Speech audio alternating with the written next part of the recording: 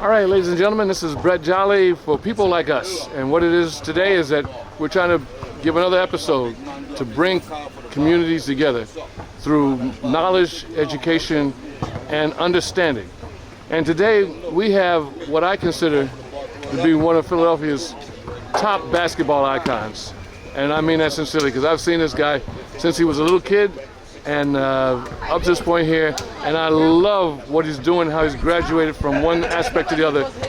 For those of you who don't know, I want you to give a hand, please, for Richard Tucker. Hey, Rick, how you doing, man? I'm good, Brett. I'm good, man. I know that, what's going on today. First off, tell me what's happening. Tonight is the third season of Ricky Tucker, the basketball league. This is our 1400 championship between the Hollow Tigers and the Push. Man, that is beautiful. And Push the Rock. That is awesome. That is awesome. Now, it's named after you. Yeah, Ricky Tucker Basketball League. All right, tell me, how did you come about this? How did this actually happen? Well, it happened because, I grew up in the neighborhood. I played ball here. I played down at the Town Center, and basically the guy Shell Roberts, who runs all 5 different events out of Tustin, came to my house down COVID and said that he wanted to have the basketball league in my honor. Wow. And I got honored here in 2016 by the men of Tustin. I got a plaque and everything in the ceremony for being a living legend from the neighborhood. Man, and that is richly deserved. It's very richly deserved. Who came from the neighborhood, had a chance to play at Oak Ridge, win a national championship, Public League champ, city championship, go on to college, at Providence College, and we were the number 1 team in the country at Overbrook. And I just give back, and a lot of kids in the neighborhood said that they went to college. They taught me to go to college, taught me to play on TV. And that's a beautiful thing. And I'm gonna tell you, I'm one of those people over the years who actually saw him play at Providence. Man, you were the only guy I know that could throw the ball for a fast break and beat the fast breaker down court. Right, definitely. Ah, that's good. Okay, now looking at the basket over here. Now, of course, when we played, and I'm saying we because I used to play back then. Of course, Yes, we were teammates. We were teammates. Yeah, we were teammates. Basketball team. Yes. But Rick had something special about him that was just truly awesome. I mean, it was like this bow-legged kid that just could go all over the place. I don't think did you ever get tired? Never, not back then. Not back then. Well, okay, now real quick, I'm gonna show a picture of this when we get a chance. But what is it about the court now that's different? Because I know it is different from when we used to play.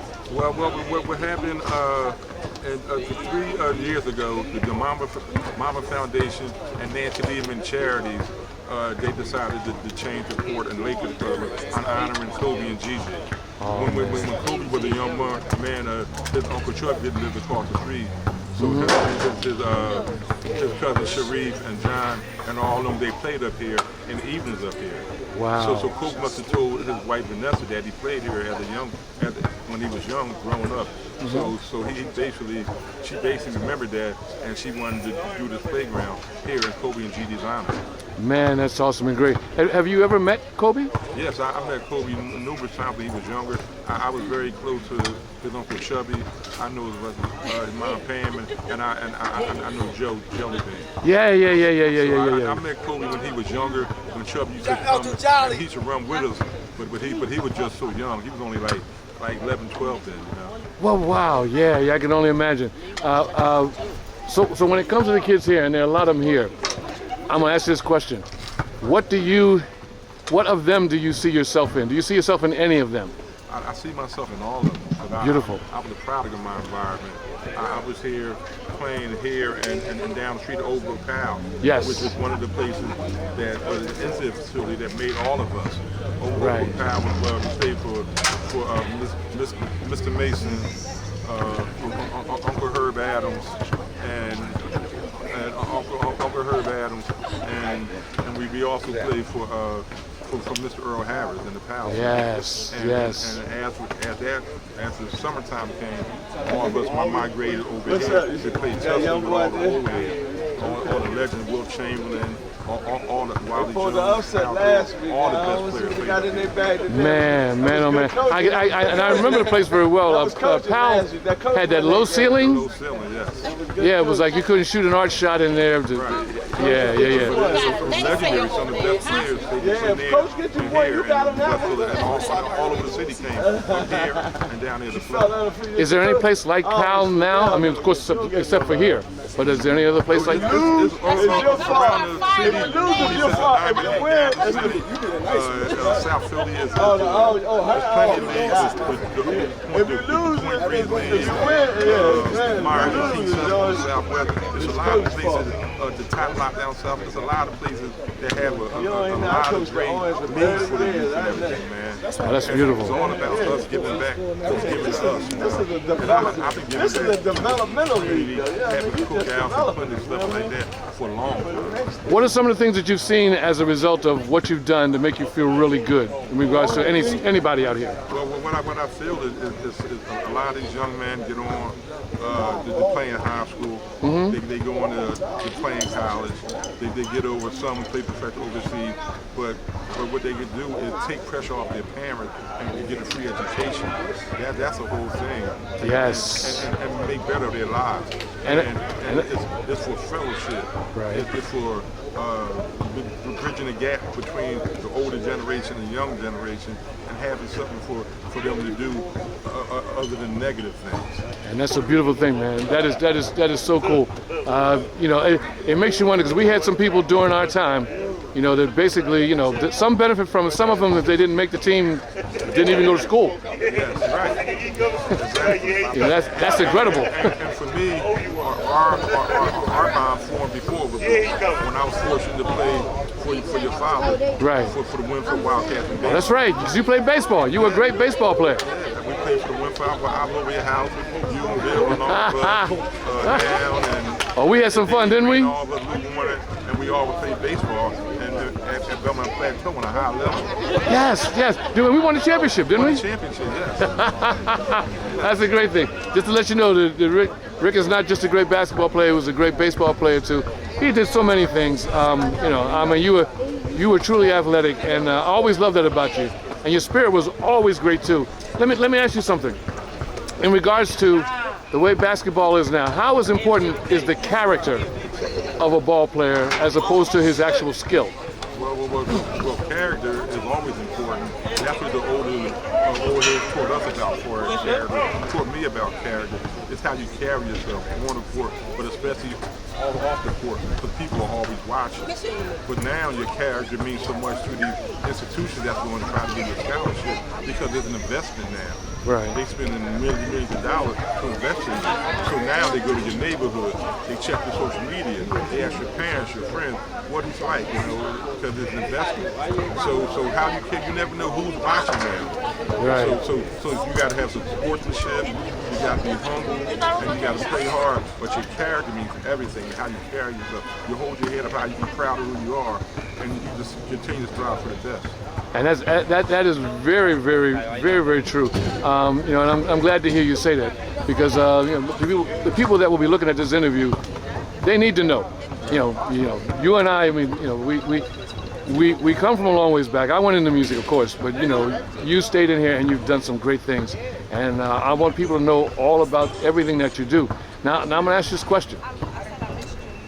Knowing the way the game of basketball is being played now compared to where it was, what is the main difference in your estimation? To my estimate, it's fundamentals.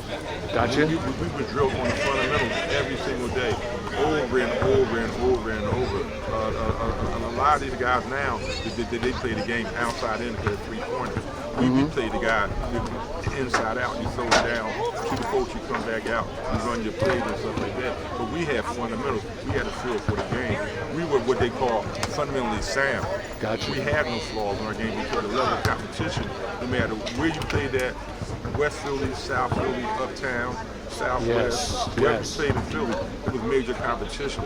So you had to be on top of your game, and you had to bring your game every single day. Wow. Is it much more physical now? Oh no, it's less physical. We were very physical. Gotcha. The Okay. old heads were very physical. The old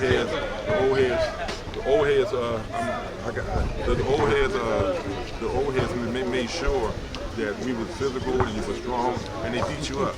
Right. Nowadays, these guys, they don't like no contact, nothing like that. So it's a lot different.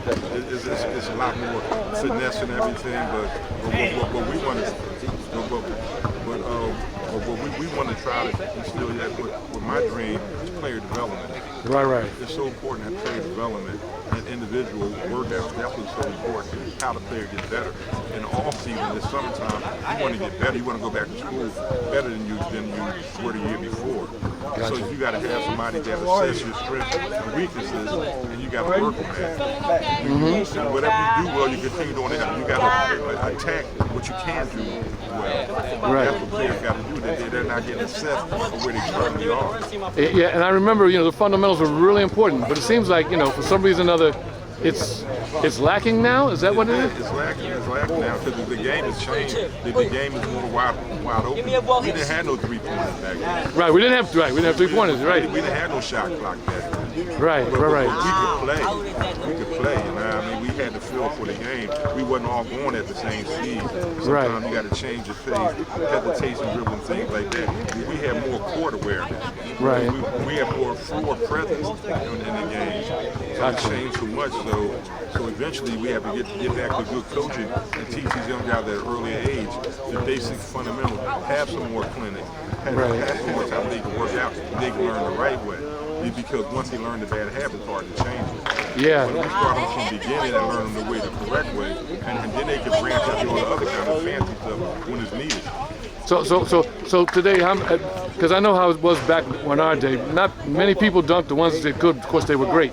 Now it seems like everybody dunks.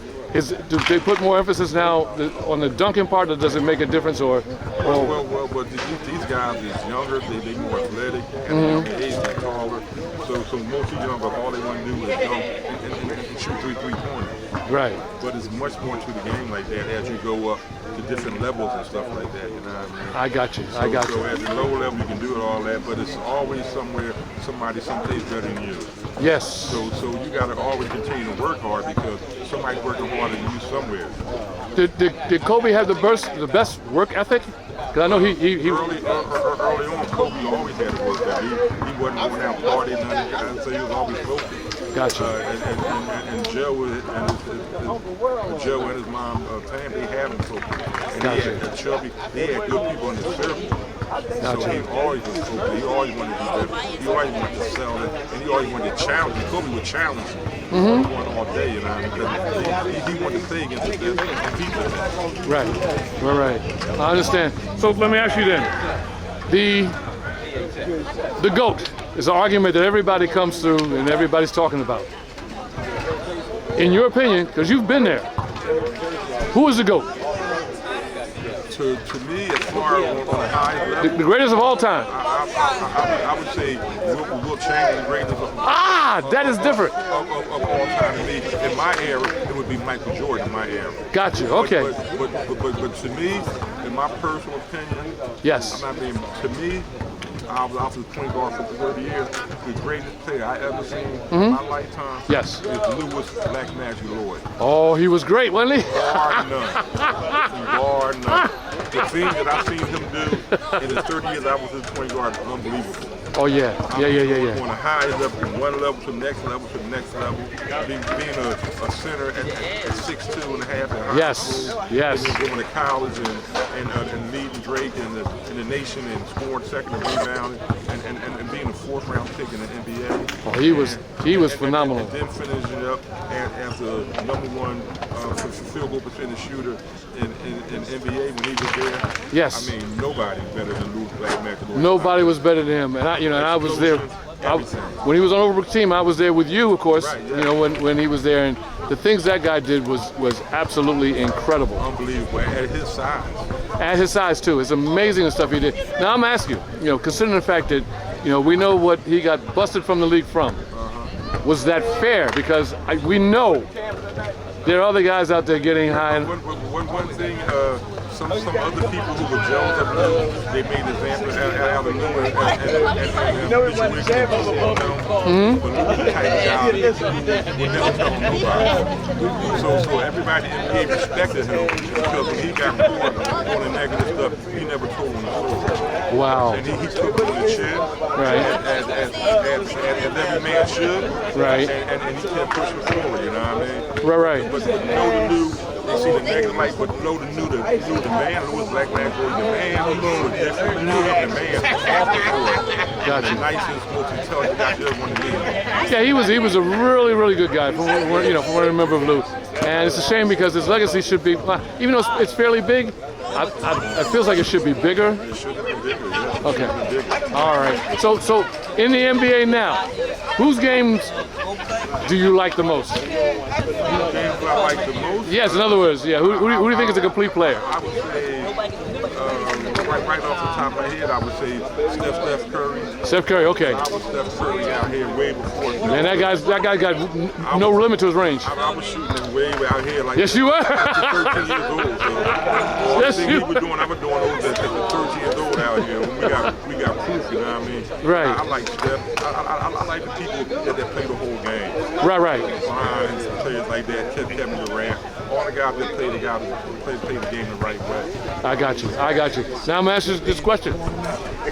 The 76ers, we're all Philadelphia people here, right?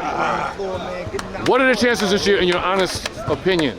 In my honest opinion, we have a better chance to get out the first, hopefully second round. We just stay healthy. Okay, got If you. we can stay healthy, then we got a chance to beat anybody. And that's a very good point because We got That's why he's my older brother. yeah, exactly, yeah. we got a nucleus that's better right now.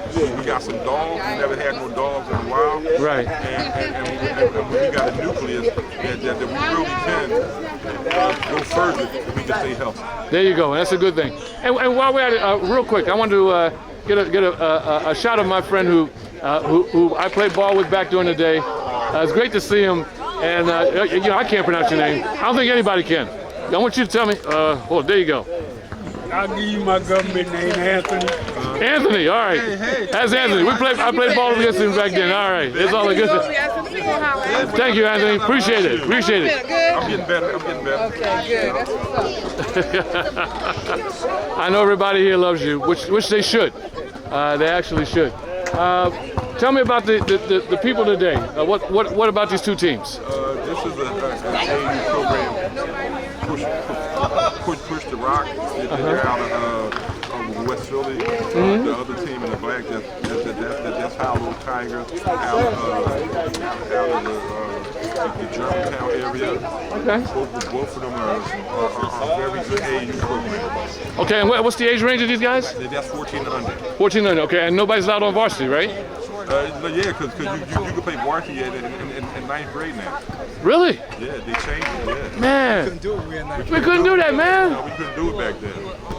Wow, that really messes me up. And if you played in 10th, that was like a daggone big Middle thing. school, that's it. Yeah, you know.